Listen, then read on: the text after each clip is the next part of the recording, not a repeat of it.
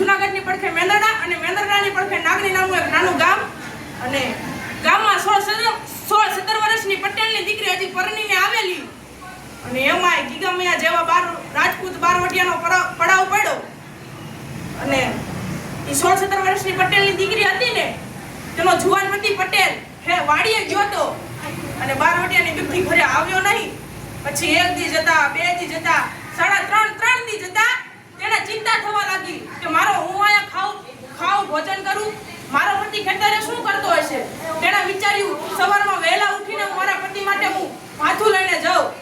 પછી સવારમાં વહેલા ઉઠીને ગાય ભેંસ હોય, પછી એક ડેગરીમાં ઘી લીધું, એક ડેગરીમાં છાશ, ખાટી રપડા જેવી છાશ લીધી, પડીંબા જેવા બાજરાના રોટલા કર્યા, રીંગણા બટેકાનું શાક બનાવ્યું, અડદની દાળ કરી, પાપડ તળ્યા અને ભાતને ગાંઠ મારીને ઓહરીની પાળ ઓળખવા જતી હતી ને ત્યારે તેના સાસુ બોલ્યા, એલી મરી ગઈ, ક્યાં જાસ તું?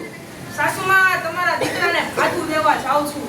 એલી મરી ગઈ, તું તો મરી પણ અમને પણ મારી, ગાંડી બુદ્ધિ વગરની સાસુ મંડી બોલવા.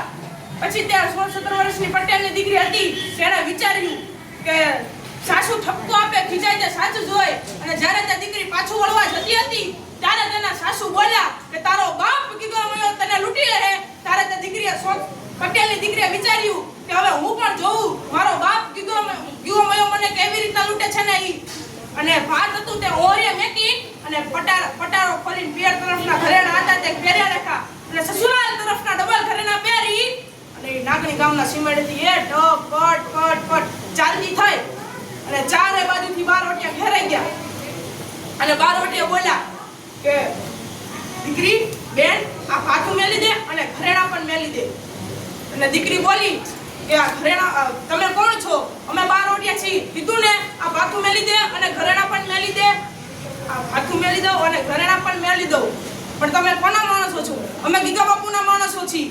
ત્યારે એક બારવટિયો બોલ્યો કે દીકરી હવે તને છેલ્લી વાર કહું છું આ ભાથું મેલી દે અને ઘરેણા પણ મેલી દે.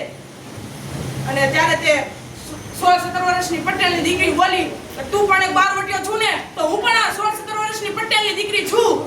અને બારવટિયો ભૂલમાંથી એવું બોલી ગયો કે છેલ્લી વાર કહું છું મેલી દે નકર એક ગોળી છાતી હોરી કાઢી. અને ત્યારે તે દીકરી બોલી કે તારામાં હિંમત હોય તો પટેલની દીકરીને છાતી હોરી ગોળી કાઢીને બતાવ.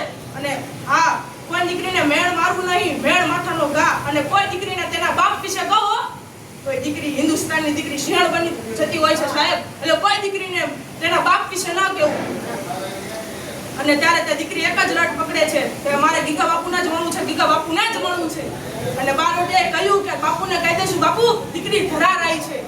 અને એ ગોધીમાં ડુંગર ઉપર 16-17 વર્ષની પટેલની દીકરી ચાલે બાજુ બારવટિયા ગોધીમાં ડુંગર ઉપર ચાલી જાય અને હામો ગીગામૈયો બેઠેલો અને કીધું કે નાના ઉપર જ નકર ગોળીયા લોહી લુહાન કરી નાખીશ.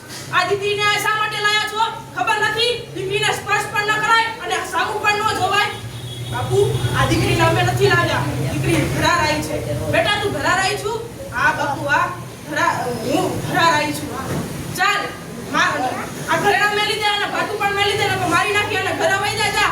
બાપુ આ ઘરેણા પણ મેલી દઉં અને ભાથું પણ મેલી દઉં પણ હવે ઘરે જવાય એમ નથી. કેમ ઘરે જવાય એમ નથી?